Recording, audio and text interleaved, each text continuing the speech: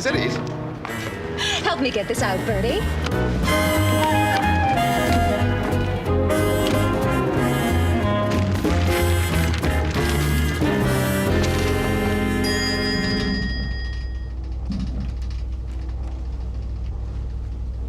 That you back there, Mr. Wooster?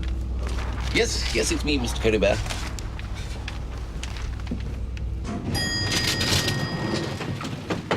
Come on, Bertie, hurry up.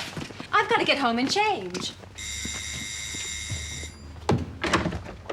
Good evening, Miss Pendlebury. I'm not stopping, Jeeves. I'm just making sure my painting gets here safely. Come on, Bertie. Just put it down over there. Over. There, just lean it against the desk. Carefully now. Not too near the fire. I'll varnish it tomorrow. Right. Well, I think a small whiskey's in order, Jeeves. Very good, Sam. You haven't got time, Bertie. We've got to be at the party in an hour. I'll meet you at Gilhooly and Pim's. You know the address? Good. Bye-bye, Jeeves. Good evening, Miss Pendlebury. What a wonderful girl that Gladys Pendlebury is, eh, Jeeves? She certainly seems a most vigorous young lady, sir. Yes, and looked upon as something of a hot tip in the art world, too, I'm told. Go and undo the picture, will you, Jeeves? I'd like your opinion on the work. Very good, sir.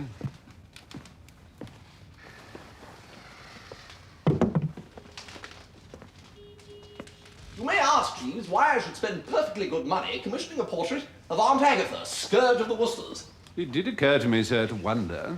Well, this comparatively small investment, Jeeves, may well allow young Bertram to live out his remaining years in peace and tranquility. Struck all of a heap by her nephew's apparent homage, said scourge will give a heartfelt blessing to his marriage to the talented artist who limned said portrait, to wit, Gladys Pendlebury. If you say so, sir. Jeeves, you don't like this spot of art?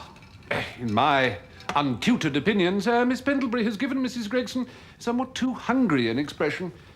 A little like a dog regarding a distant bone. There is no resemblance whatever to a dog regarding a distant bone, Jeeves. The look to which you refer is one of wisdom and tolerance. I particularly asked Miss Pendlebury to include that look, at no extra charge, I may say, in spite of the fact that such an expression was far from apparent in the photograph she worked from. I see, sir.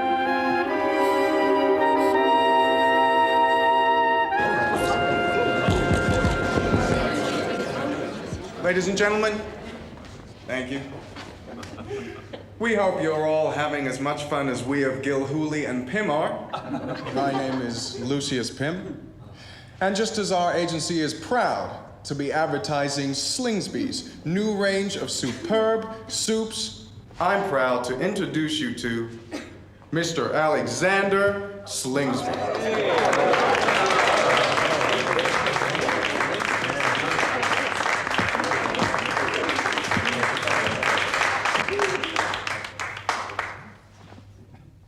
We will not fail the American people, come rain, shine, or snow, through good times or bad. We will continue to provide Slingsby's superb soups to the tables of this great country mart.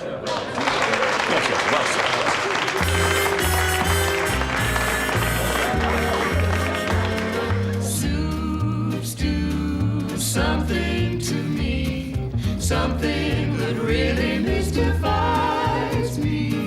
Slingsby's, how can it be? You have the taste to tantalize me. I just live for your broth. Life's not the same since Slingsby's came. You're a flame and I'm the moth. 'Cause Slingsby's do something to soup that nobody else can do.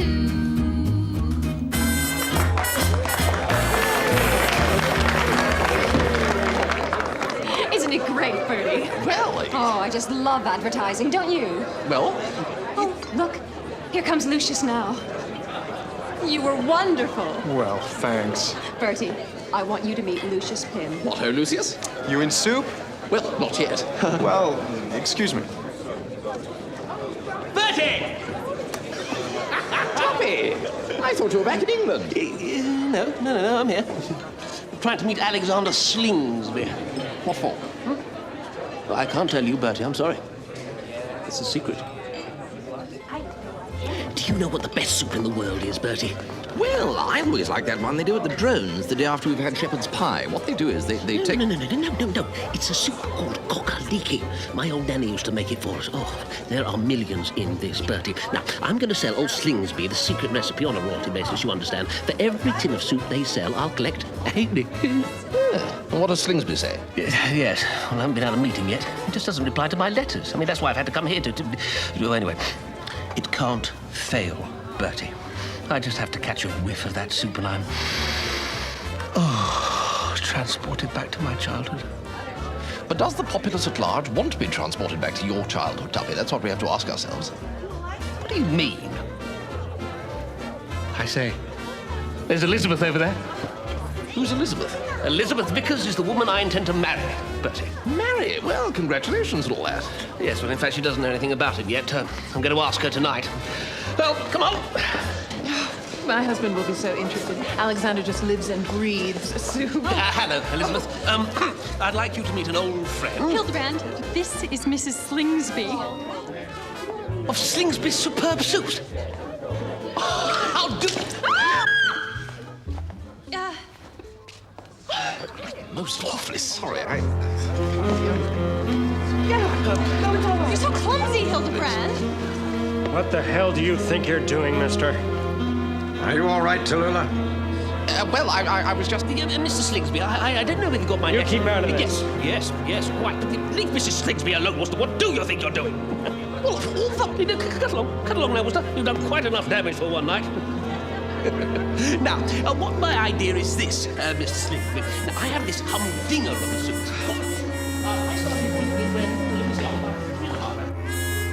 I'm not at all easy in my mind about a certain cove by the name of Lucius Pym, Jeeves. Apart from the fact that he's something called an advertising agent, and as such apparently in a position to do Gladys a bit of good professionally, his hair waves. One must never discount wavy hair, Jeeves. Thank you, sir. I shall endeavour to remember that. Will that be all, sir? Yes, Jeeves, that'll be all. Good night. Good night, sir. You know, it's strangely satisfying sitting here watching you varnish Aunt Agatha. As a matter of fact, my Aunt Agatha is something of a byword in art circs. Isn't that so, Jeeves? Indeed so, sir. In what way? Well, you've heard of the Gregson Price-Off Gallery? Of course. Well, my Aunt Agatha is the Gregson bit. Her name being Mrs. Gregson, it was only to be expected, I suppose. This is Agatha Gregson? Absolutely. Coffee, miss? Thank you, Jeeves. But why didn't you tell me? If she likes my portrait of her, it could do me a lot of good. Well, of course she'll like it. Won't she, Jeeves? I'm sure Mrs. Gregson will lose no time in expressing her opinion of the work, miss. Yes, we must get her to see it as soon as possible. Of course, dear Aunt Agatha's in England at the moment, but we'll take it over with us next month. Mrs. Gregson to see you, sir? Bertie? Aunt Agatha, what are you doing in America? Sit. As you can see, Bertie, your cousins have at last been apprehended. Apprehended? Kindly do not interrupt me, Bertie. They sail for South Africa tomorrow on the Pride of Natal.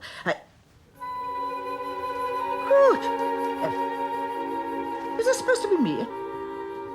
Well, as a matter of fact... What an extraordinary daub. Oh, look here. And who, pray, are you? Well, I'm glad you asked that, Aunt Agatha. Don't you talk to me like that. You are not the dealer, I trust, who's trying to pass this discolored canvas off on my nephew? Gladys, wait! Never speak to me again, Bertie Wooster! Gladys! You see, I knew it. One comes to recognize these shady art dealers, you know. That was Gladys Pendlebury. She painted the picture. Oh, poor girl. You should have told me, Bertie. Had I known she was responsible, I would have been more forthright in my criticism. You could hardly have been more forthright, Aunt Agatha, without physical violence. It is as well for a young girl to be aware of her shortcomings early on in life. But to get back to Claude and Eustace, they leave tomorrow morning. But aren't they in the middle of their term at Oxford? They were expelled a month ago. We behaved badly. We realize that. Very badly. Do be still. Their father is determined that they shall start life anew in the colonies. Their father's been dead for years. It is but a veil, Bertie. The veil can be pierced. Until they sail, they're in your charge. Mine? You will put them up here tonight and see that they're at the docks, ready to board the Pride of Natal tomorrow morning. Jolly decent of you to put us up, Bertie, old thing. Oh, not at all. No, I only wish it were staying a good long time. You hear that, Eustace? He wishes it was for a good long time. What do you propose to do, Bertie, in the way of entertaining your handsome guests tonight? Well, I suppose we could have a bit of dinner in the flat. And afterwards? Afterwards. Well, I thought we might chat of this and that, and then it struck me that you'd probably want to turn in early, as your boat sails first thing in the morning.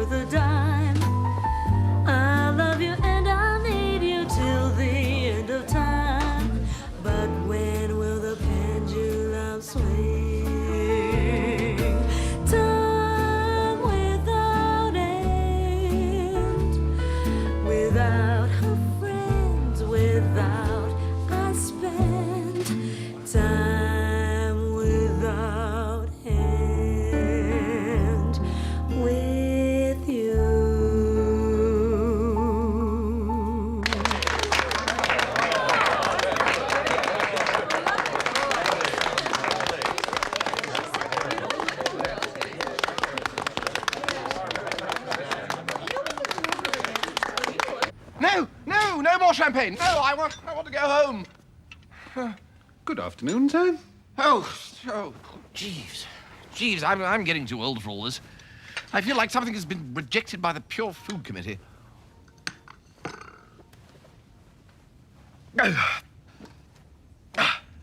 What time is it? Just before 1 o'clock, sir. What? Well, the boat! I put Mr. Claude and Mr. Eustace into a taxi for the docks myself at 7:30, sir. Oh, thank heavens, Jeeves. A1. Well, at least I may have satisfied the scourge, but what on earth am I going to do about Gladys, Jeeves? Aunt Agatha's behaviour really was beyond the rabbit-proof fence. Indeed, sir. Would you prefer breakfast or luncheon, sir, when you're dressed? Oh, breakfast, I think, Jeeves. No need to let standards drop. Just run my bath, will you? Very good, sir.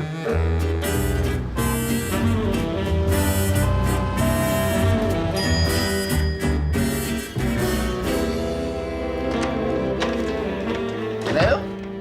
What ho, Bertie? Had a nice, refreshing sleep? You're meant to be in South Africa. It's like this, old man. You remember that wonderful singer you introduced me to at Ciro's last night? Marion. Marion. We're soulmates, Bertie. Oh, pish. Soulmates? Anyway, I gave old Eustace the slip at the customs shed and slid back here. Is that breakfast you're having or lunch? I'll go and see what old Jeeves can rustle up. I'm famished. Smooth work, Bertie. Smooth work. Oh, my aunt, well, what are you doing here? I eluded poor old Claude in the customs shed and snaked off in a taxi. If you seriously expected me to go sloping off to South Africa, you shouldn't have introduced me to Marion last night. What a girl, Bertie. Yes. I'm not a man who falls in love with every girl he sees, Bertie. I suppose strong and silent are the best adjectives you could find for me. But when I do meet my affinity... What do you think you're doing here? Have you come back to inflict your beastly society on Miss Wardour? Is that why you sneak back here in this underhand fashion? Underhand? I like that. Well, may the best man win, that's what I say. Never mind about the best man. What about me? Suppose Aunt Agatha finds out.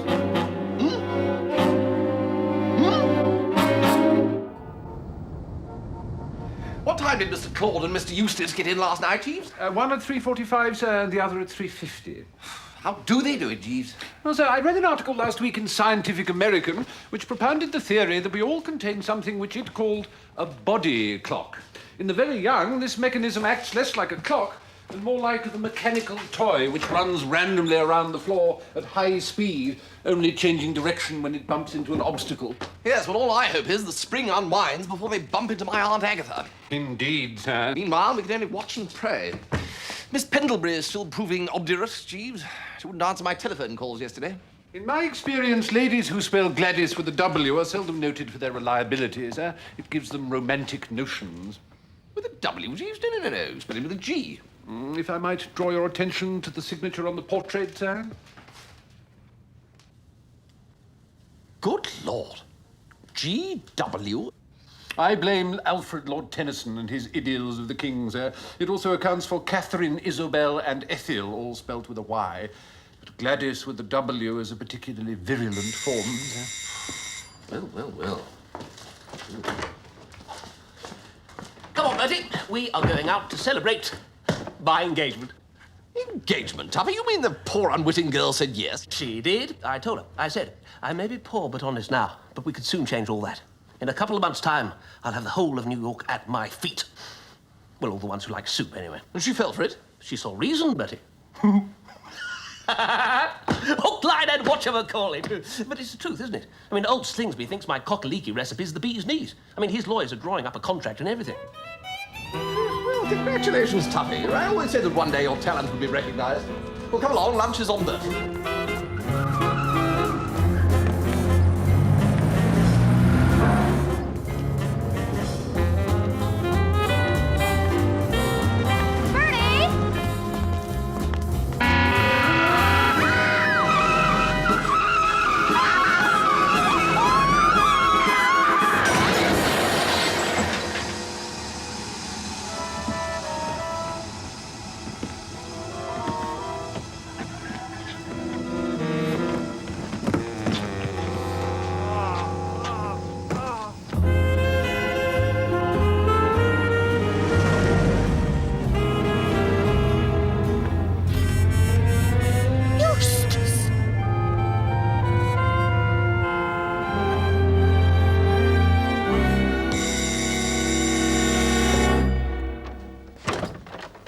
Good afternoon, Mrs. Gregson. Jeeves, where is my nephew?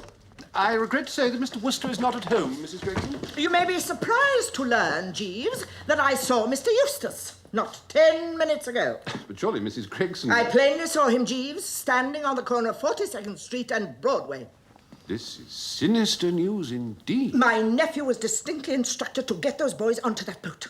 He was given that one small responsibility. What do you mean, sinister? Did Mr. Eustace look pale, perhaps? Pale? Well, yes, now you mention it, but, well, of course, with the life he's been leading. And what precisely was he doing, Mrs. Gregson? He was hailing a taxi. I see, standing perhaps like this? Yes. I sincerely hope that all is well with the two young gentlemen. Well, why shouldn't it be? You'll pardon my saying, Mrs. Gregson, but Mr. Claude and Mr. Eustace are surely on board the SS Pride of Natal. I saw them myself into a taxi bound for the docks on Thursday morning. And yet now you tell me that this morning you saw the pale figure of Mr. Eustace standing with arm upraised in valediction as you passed by. Good heavens. Jeeves.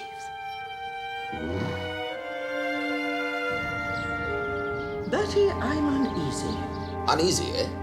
On my way to the gallery this morning, I saw quite clearly, as clearly as I see you now, the phantasm of poor dear Eustace.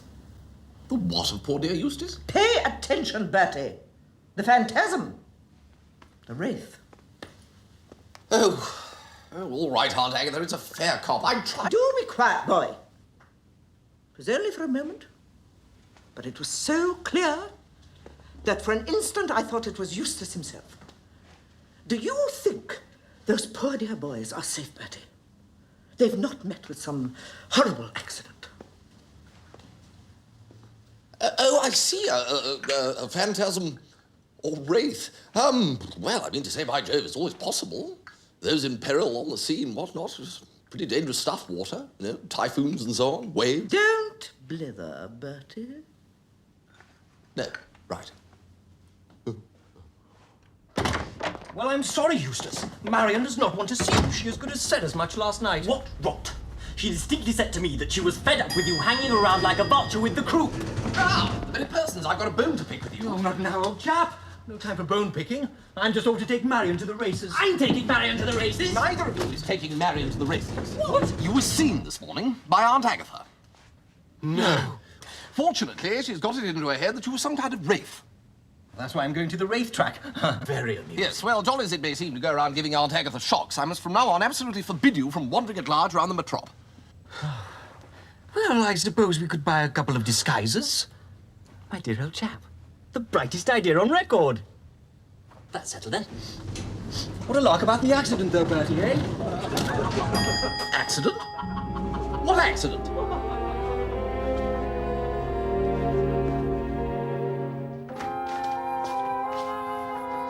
Jeeves?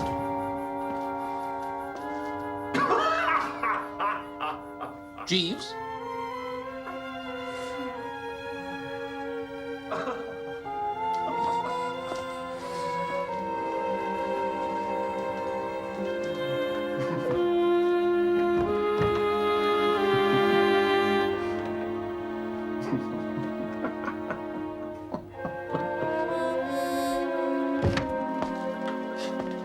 Am I a man to complain, Jeeves? Good afternoon, sir. No, indeed not, sir. No, that's what I thought. However... You were about to inquire, I beg to imagine, sir, who is in your pyjamas in the second-best bedroom? Well, yes, Jeeves. Yes, call me an old fuddy-duddy if you will, but that thought was in the process of crossing my mind. Miss Pendlebury had the misfortune to run over a gentleman in her car almost immediately outside this building, sir. He sustained a slight fracture of the leg. But Miss Pendlebury is all right. Physically, her condition appeared to be satisfactory, sir. She was suffering a certain distress of mind. Ah, well, that's her beautiful and sympathetic nature, you see. Now, it must be a hard world for a girl, Jeeves, with fellows flinging themselves under the wheels of her car in an unending stream. But what's the chump doing in my pyjamas? It was Miss Pendlebury who desired the gentleman to be brought up to the apartment, sir. She also instructed me to summon a medical man and to telephone the gentleman's sister. What's his sister got to do with it? The patient's next of kin, sir. This sister appeared most desirous of seeing you. Ah, wanting to thank me brokenly, I suppose, for putting up her little brother, eh? Possibly, sir. On the other hand, she did allude to you in tones suggestive of disapprobation. Feckless idiot was one of the terms she employed. Feckless idiot?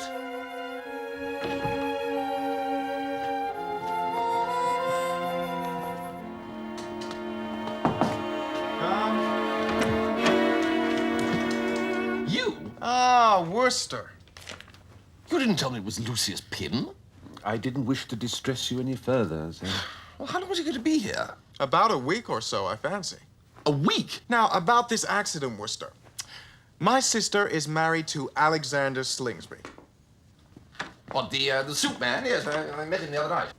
Yes, the point I am trying to make is that my sister loves me devotedly, and she might try to persecute poor little Gladys if she knew that it was she who was driving the car that laid me out. But she doesn't know. I told her that I was knocked over by a car driven by you. Wait a minute, by me? She'll be calling on you tomorrow, and I recommend, if you want a pleasant interview, that you sweeten her a bit. Send her some champagne, a few smiles, a tactful word or two, and she'll be melted before you know where you are. Oh, a blasted nerve, Jeeves. The gentleman does seem to have an ample supply of effrontery, sir. If Lucius Pym thinks I'm going to knuckle under to this ludicrous scheme of his, then Lucius Pym has got another thing fast approaching the 5-furlong marker. We Woosters are made of sterner stuff than the Pyms of this world imagine, Jeeves. I'm sure that's true, sir. Still, wouldn't do any harm to send a case of champagne, I suppose. I'm having dinner with Tuppy.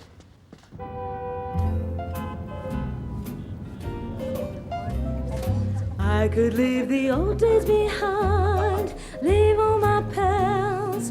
I'd never mind. I could start my life all anew if I had you.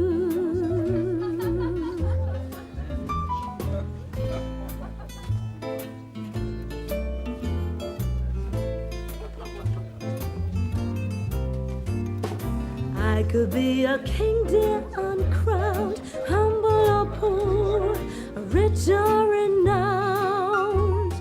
There is nothing I couldn't do if I had you.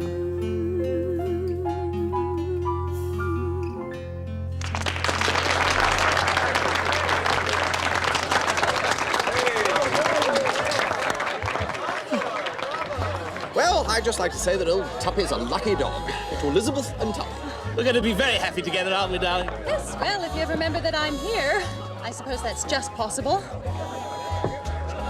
You haven't taken your eyes off that fat singer since she came on. But she was singing. Do I have to stand up and sing in order to get any attention? Of course not, darling. I was just... I have never in all my life been so humiliated. What does she mean? Elizabeth! Poppet! What ho? Bertie, we took your advice.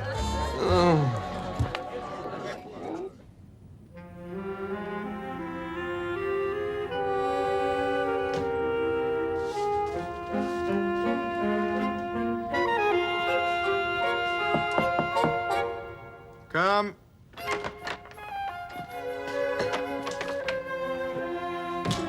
A fine painter, Miss Pendlebury, is she not, Mr. Pym? She's a great girl, Jeeves. I just can't seem to get anywhere with her.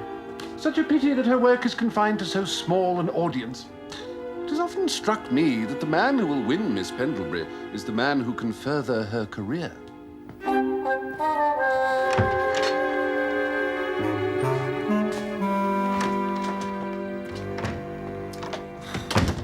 You don't have to go running after that fellow Pym all the time, you know, Jeeves. It's really no trouble, sir. If he wants a room service, he can jolly well go to a hotel and pay for it. Any sign of the dratted sister yet? No, sir. Well, I'm going to get on with practicing my putting. Next year I should have my entire schedule put up. Very good, sir. Oh, Jeeves, have a think about the Gladys Pendlebury imbroglio, will you? I'm absolutely at my wit's end. Certainly, sir. And will that be all, sir? Yes, Jeeves, that'll be all.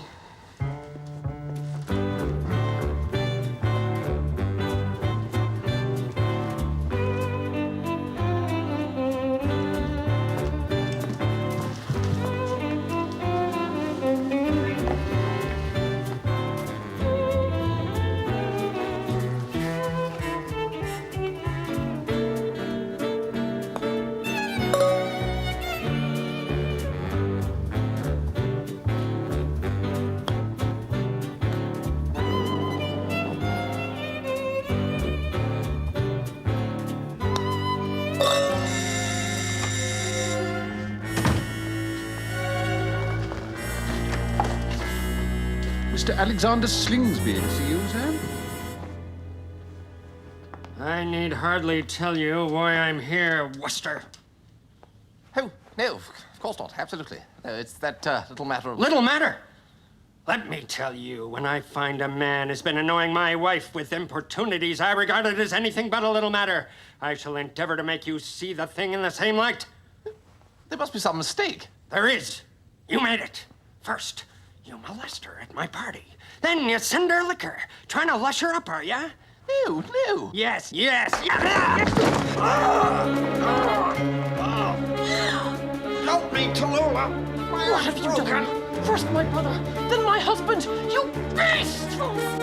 Bertie! Gladys!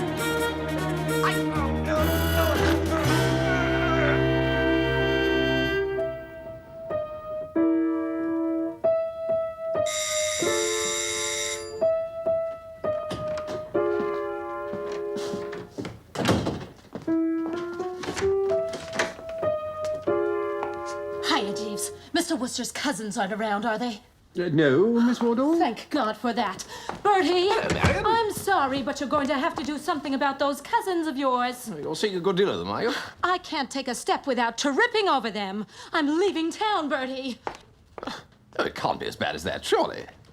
Can't it just? They've taken to calling at my apartment together. They just settle down grimly and try to sit each other out. It's wearing me to a shadow. I've taken an engagement at a resort for the summer just to get away from them. Oh, this is a bit steep, Jeeves. Approaching the perpendiculars, eh? It's them! Jeeves, quick, the fire escape. This way, miss. Bertie, I haven't slept a wink. I came to tell you that I must leave New York for a few days. I simply must rest. Well, I think that's... I'm so worried about poor Claude and Eustace. I sent a cable to the ship, but I've had no reply. No, well, they do it with flags and all that sort of thing. Takes a bit of time. Please don't let him talk nonsense, Jeeves. Very good, madam. I shall be in Long Island for the next week or two. I'm staying with Mr. Price's nephew and his wife at Bayshore. I hope that the next time you see me, I shall be more like myself again.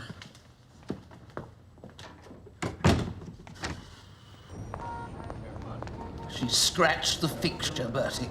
No, she has. Won't let me near her. Refuses to talk on the phone. Sends back my letters unopened. Well, firm stand is what's required here, Tuppy. Never let them see the whites of your eyes. They can smell fear, you know. What's the point of me making a firm stand? If she won't see me, she won't know I'm making it. Anyway, she's gone off to see an aunt at the seaside. Well, then follow her, Tuppy. Show her you're not to be trifled with. No, I couldn't, Bertie.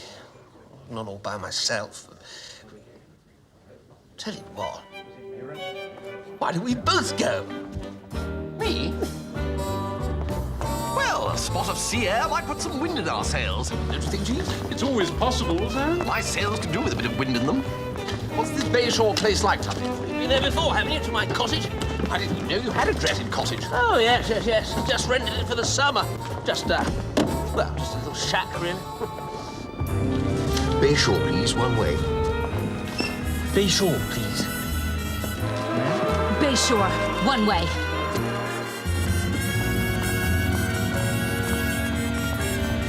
Bayshore, Long Island.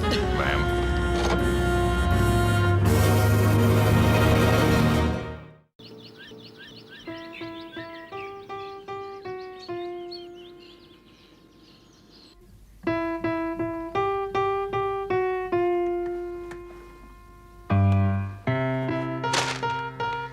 What about a brisk walk, eh, Tuppy? I don't think so, no. She's just over there, Bertie. Not half a mile away. Laughing, joking. But we could go down to the beach. Elizabeth might be there, on the beach. You might be able to save her from drowning or something. I can't swim.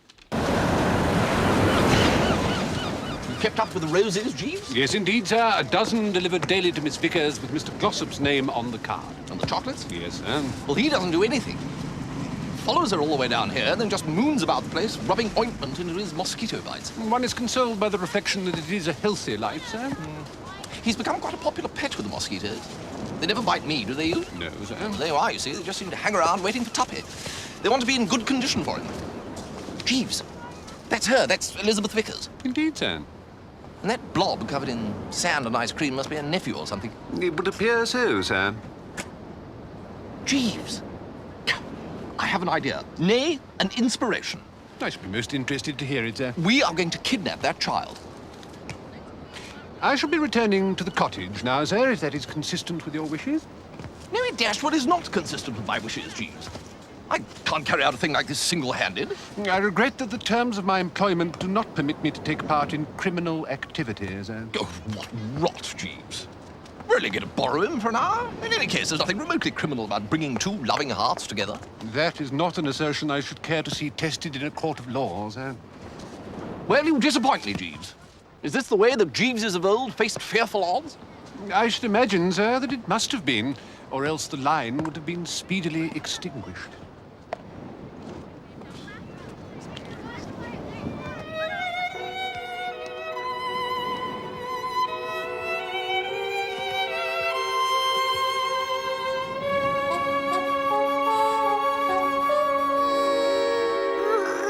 Is it possible to stop it making that dreadful noise, do you think? I mean, don't they have a switch or something? I wonder if they like honey. Bound to, I should imagine. Yeah, I think I might have a bit of a talent for this. Anyway, to return to the matter in hand, there's Elizabeth, distraught and guilty because she's misplaced the child. Dear old Tuppy suddenly appears, leading the infant by a rather sticky hand and telling some story to the effect that he found it wandering at large around the countryside and practically saved its life. Well, the girl's gratitude is bound to make her chuck hostilities and become friends again. I see. I see. There's something in this, Bertie. You take it for a minute. I'm covered head to foot in honey. Well, serves you right. It was your idea. Look, where did you say she was sitting? Over there with those decks. Look, there she is. Where? There. Oh, yes. Oh, Elizabeth. No time for all that. Here. Well, she doesn't seem to be doing much searching. Well, she's looking out to sea, wondering if it's drifted off, I dare say. That's right. Well, here goes.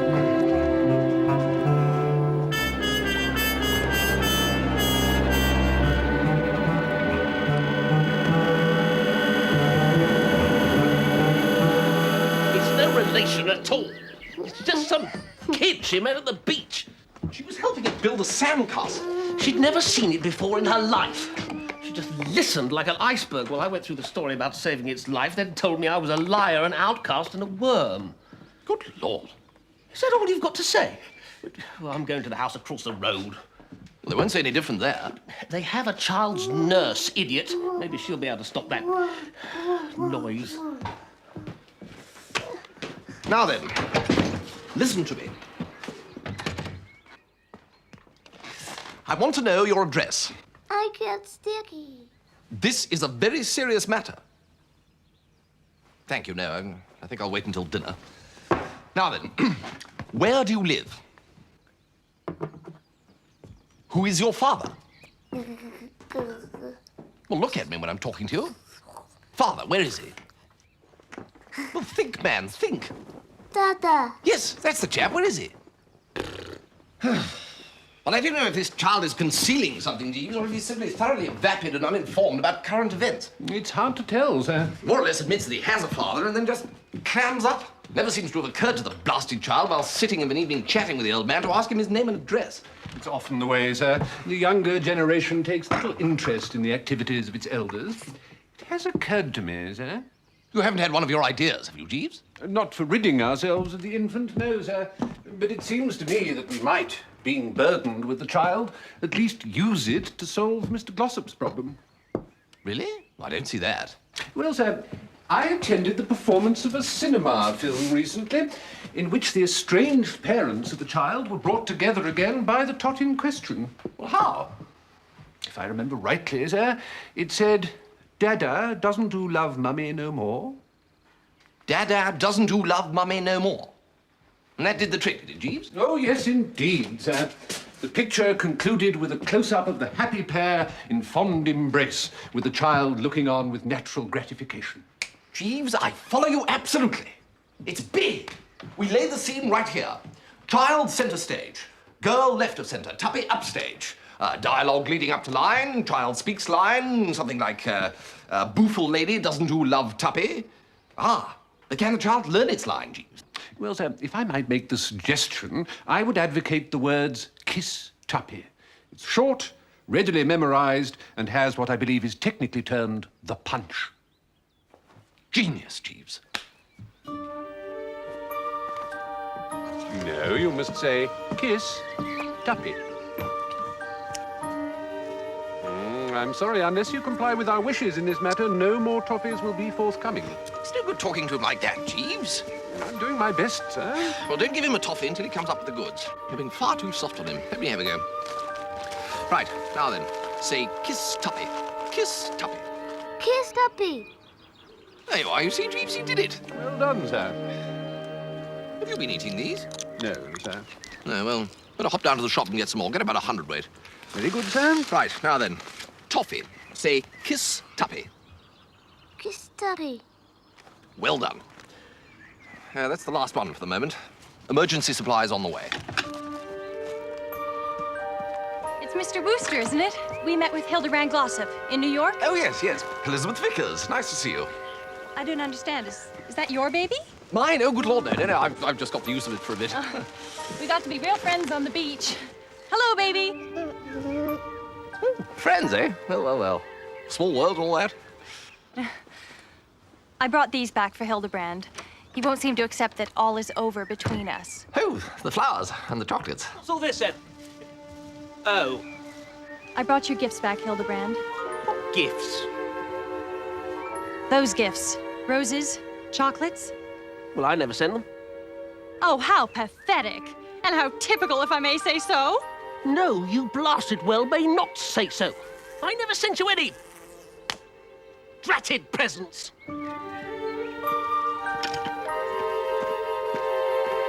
I don't care whose name's on that blasted card. Don't care? Well, isn't that just like you?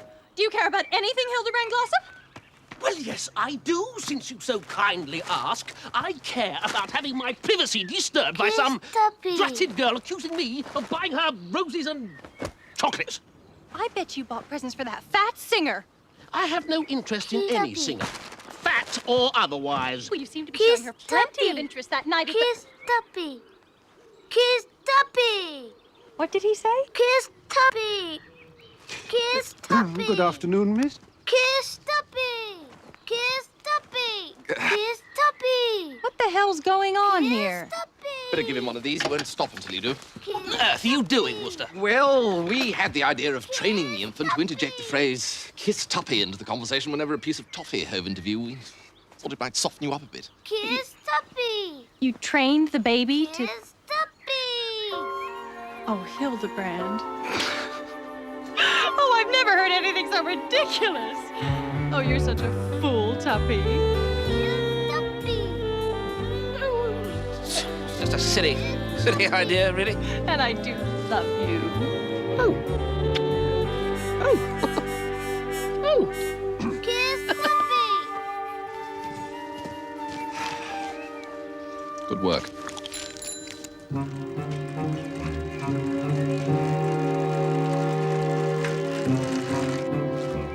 Good afternoon, gentlemen. Can't find Miss Wardle anywhere, Jeeves. I wonder if she might be visiting her old friends, the Prysocs. The Prysocs? The large white house on the right. White, right. Perhaps you gentlemen would be kind enough to take something over there for Mr. Wooster.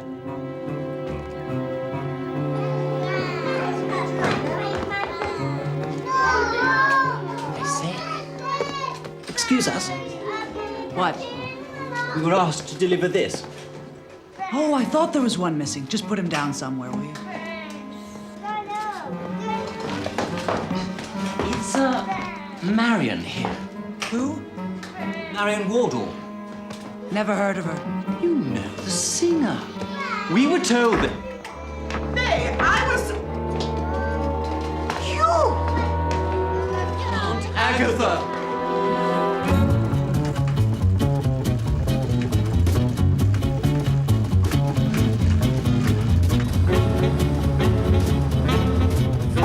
Faster! We've lost them!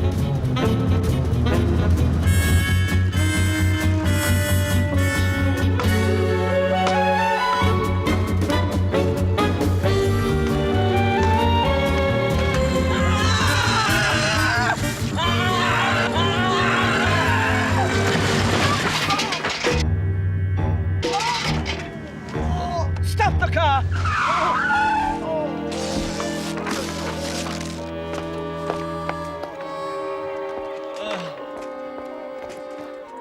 Claude! Eustace! What is the meaning of this?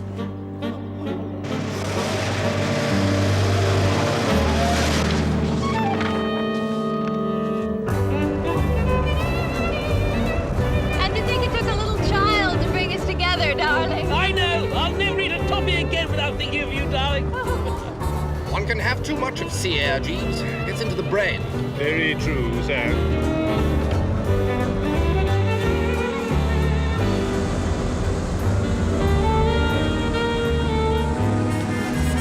Wait a minute! It can't be. Good God! That's my Aunt Agatha. That's my soup!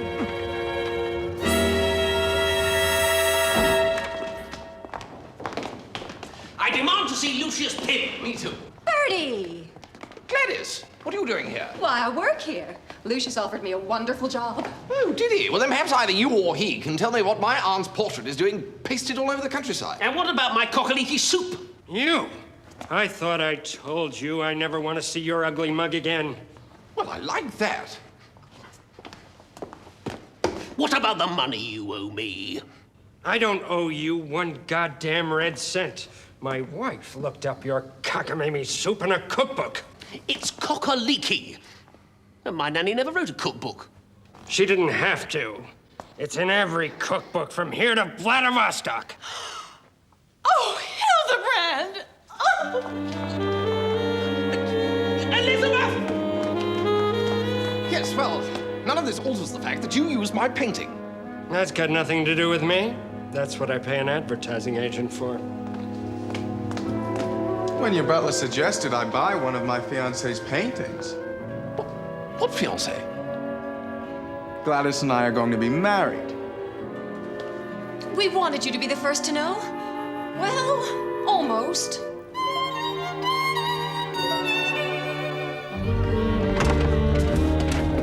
This time you will go to South Africa, and you will settle down and be of no further worry to your poor mother.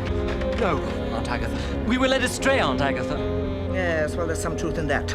Your cousin certainly has much to answer for. Take your hats off.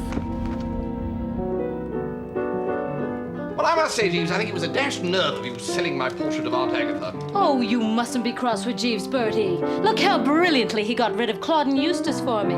Yes, well, tell me, though, Jeeves, how did you know that the kid belonged to the lesser Price Ox? The woman in the village shop saw the child in Mr. Glossop's gardens, and knowing the Price Ox, inquired whether Mr. Glossop was related.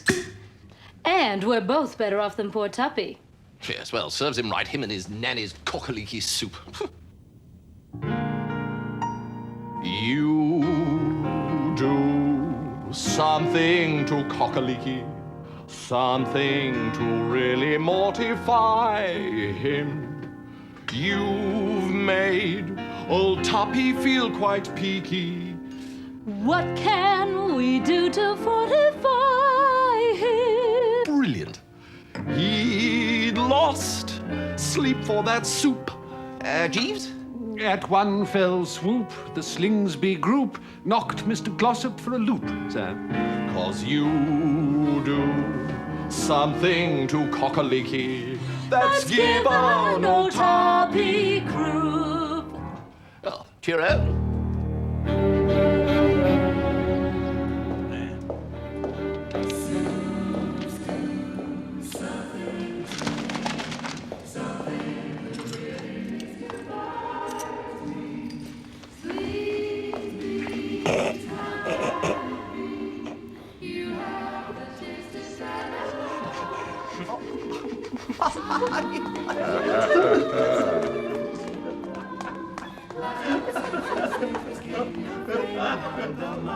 The Slingsbys do something